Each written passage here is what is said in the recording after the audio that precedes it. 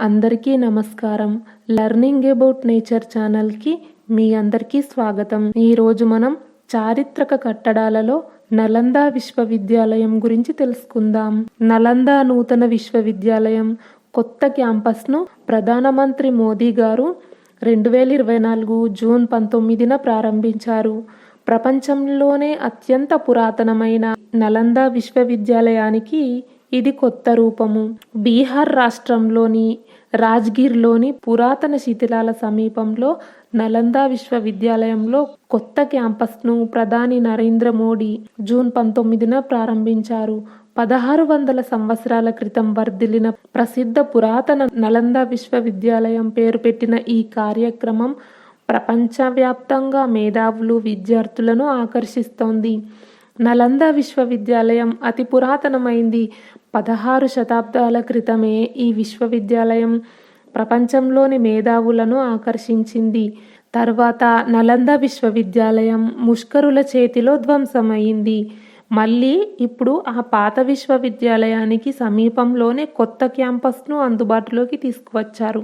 పురాతన మగధ సామ్రాజ్యంలో అంటే ఇప్పుడు బీహార్లో ఉన్న నలంద విశ్వవిద్యాలయం 5వ శతాబ్దం CEలో స్థాపించారు. నలంద పాటలీపుత్ర ప్రస్తుతం పాట్నాకు సమీపంలోని రాజగృహ అంటే ప్రస్తుతం రాజ్గిర్ వద్ద ఉంది.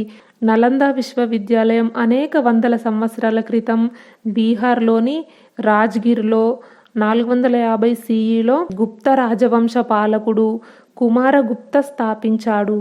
అప్పుడు అది భారతదేశంలోని ఉన్నత విద్యకు అత్యంత ముఖ్యమైన కేంద్రం.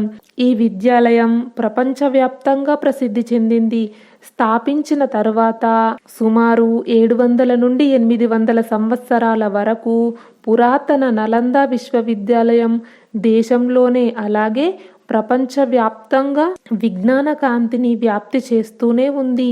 ఈ విద్యా దేవాలయం అప్పటి గొప్ప చక్రవర్తి హర్షవర్ధన్ పాలరాజవంశానికి చెందిన పాలకుల ప్రోత్సాహాన్ని పొందుతూనే ఉంది. ఈ విశ్వవిద్యాలయాన్ని స్థాపించడం ముఖ్య ఉద్దేశం ధ్యానం, ఆధ్యాత్మిక కోసం ఒక స్థలాన్ని కలిగి ఉండడమే.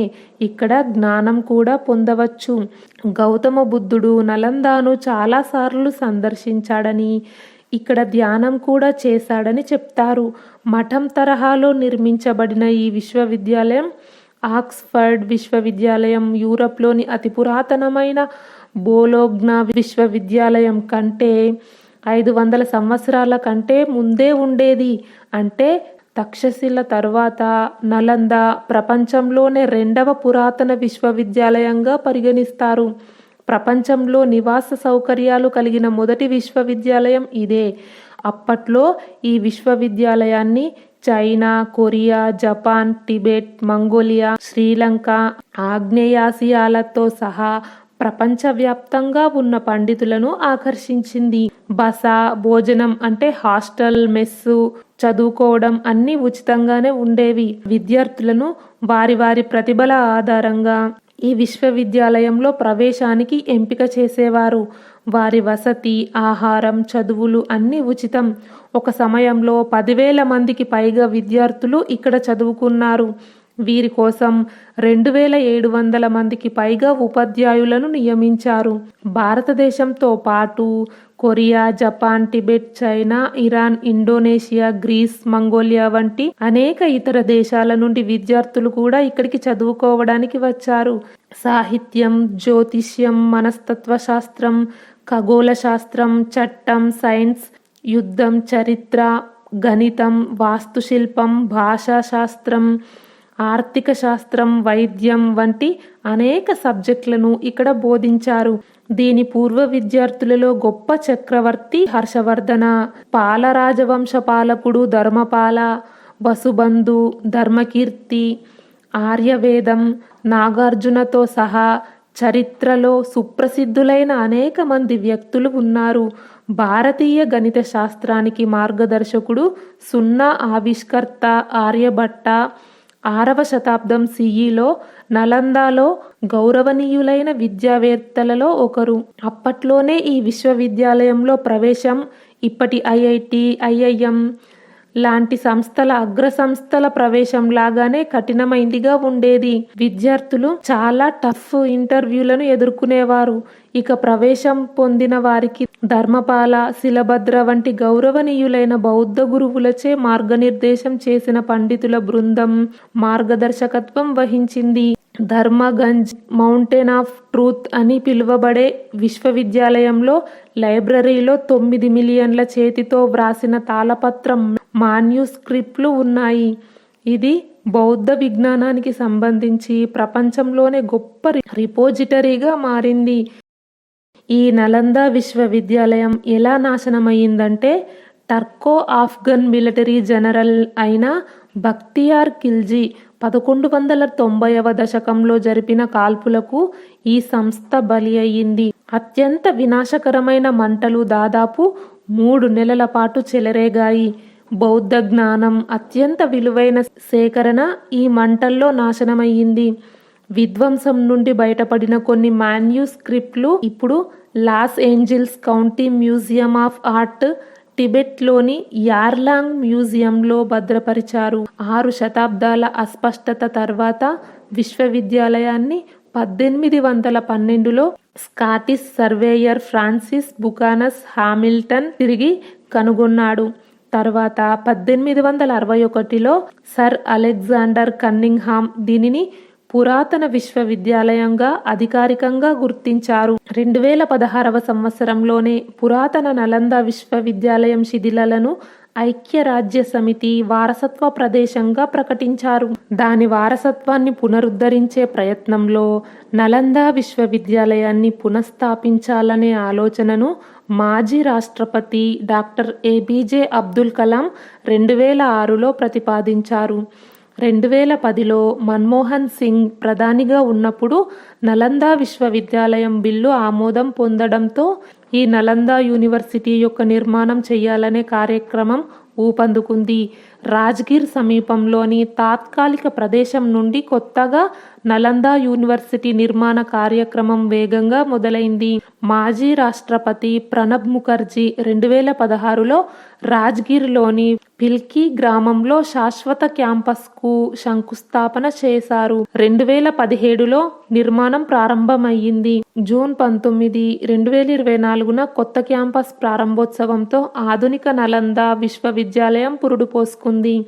100 ఎకరాల విస్తీర్ణంలో విస్తరించి ఉన్న ఈ కొత్త క్యాంపస్ పురాతన వాస్తు సూత్రాలతో, పర్యావరణ అనుకూలమైన నిర్మాణాలతో కలగలిసి ఉంది. ఇది జీరో కార్బన్ ఫుట్ ప్రింట్స్ను నిర్ధారిస్తుంది. దాదాపు 1900 మంది విద్యార్థుల కోసం 40 తరగతులతో కూడిన 2 బ్లాక్లు, 550 మంది విద్యార్థుల కోసం 300 కంటే ఎక్కువ హాస్టళ్లతో కలిపి 2 ఆడిటోరియంలు, sports complex, medical centre, commercial centre, faculty సౌకర్యాల కోసం ఫ్యాకల్టీ క్లబ్ వంటి 197 అకాడమిక్ హౌసింగ్ యూనిట్లు ప్లాన్ చేశారు. సెప్టెంబర్ నాటికి 3 లక్షల పుస్తకాలు, 3000 వినియోగదారుల సామర్థ్యంతో లైబ్రరీని పూర్తి చేస్తారు. నలంద విశ్వవిద్యాలయం ప్రస్తుతం బౌద్ధ అధ్యయనాలు, చారిత్రక అధ్యయనాలు, జీవావరణ శాస్త్రం, స్థిరమైన అభివృద్ధి, భాషలు, సాహిత్యం, అంతర్జాతీయ సంబంధాలను కవర్ చేస్తూ 6 పాఠశాలలను నిర్వహిస్తోంది. అంతేకాకుండా bay of Bengal studies, Indo Persian studies, conflicts resolution, common archival resource సెంటర్లో ప్రత్యేకత కలిగిన 4 కేంద్రాలను నిర్వహిస్తుంది.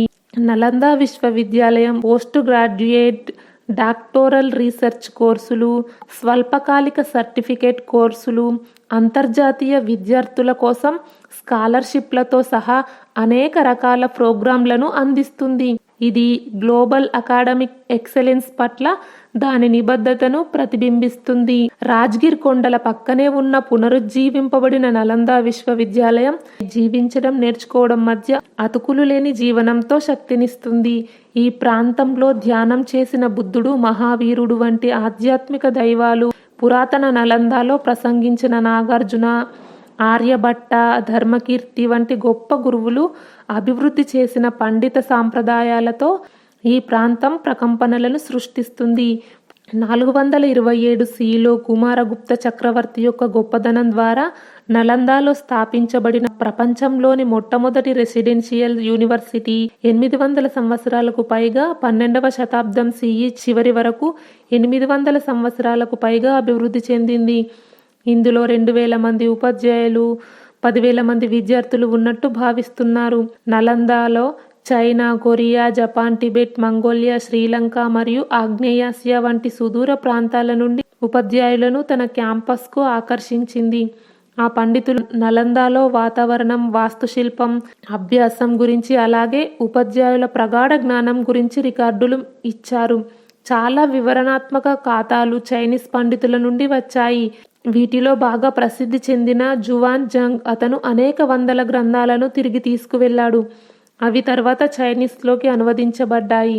మార్చి 2006లో బీహార్ రాష్ట్ర శాసనసభ ఉమ్మడి సెషన్లో ప్రసంగిస్తున్నప్పుడు భారత మాజీ రాష్ట్రపతి డాక్టర్ ఏపీజే అబ్దుల్ కలాం పురాతన నలంద విశ్వవిద్యాలయ పునరుద్ధరణను ప్రతిపాదించారు. పురాతన నలంద యొక్క పునఃస్థాపనను కోరుతూ ఏకకాల ఆలోచనలు వచ్చాయి.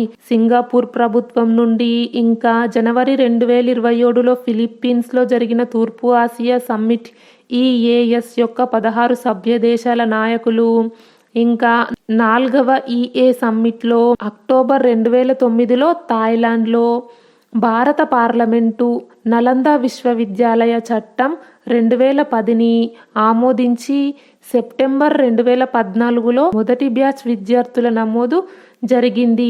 ముఖ్యమంత్రి శ్రీ నితీష్ కుమార్ నేతృత్వంలో బీహార్ రాష్ట్ర ప్రభుత్వం ఒక ముఖ్యమైన ప్రదేశంలో యూనివర్సిటీ క్యాంపస్ కోసం 455 ఎకరాల భూమిని త్వరగా కేటాయించింది. ఆ విధంగా నలంద విశ్వవిద్యాలయం స్థాపనకు గుర్తుగా 2017 నుండి 2023 వరకు కొత్త క్యాంపస్లో మౌలిక సదుపాయాల నిర్మాణాలు జరిగాయి. ప్రముఖ ఆర్కిటెక్ట్ ఆర్బీవీ దోషి పురాతన నలంద యొక్క వాస్తును ప్రతిబింబించే పర్యావరణ అనుకూలమైన నిర్మాణాన్ని రూపొందించారు. అదే సమయంలో ప్రపంచ ప్రమాణాలకు సరిపోయే అన్ని ఆధునిక సౌకర్యాలను ఏకీకృతం చేశారు. ఇది ఒక పెద్ద కార్బన్ పాదముద్ర లేని నికర సున్నా క్యాంపస్. ఎకరాల విస్తీర్ణంలో ఆకుకూరలు, 100 ఎకరాల నీటి వనరులతో విస్తరించి ఉంది. ఈ వీడియో గురించి మీ అభిప్రాయాన్ని కామెంట్ బాక్స్లో తెలియజేయండి. ఈ వీడియో నచ్చితే లైక్ చేయండి, షేర్ చేయండి. లెర్నింగ్ అబౌట్ నేచర్ ఛానల్ని సబ్స్క్రైబ్ చేయండి. బెల్ ఐకాన్ గుర్తుపై క్లిక్ చేయండి. ఇంతవరకు ఈ వీడియో చూసినందుకు మీ అందరికీ ధన్యవాదాలు. సర్వేజన సుఖినో భవంతు. కృష్ణార్పణం.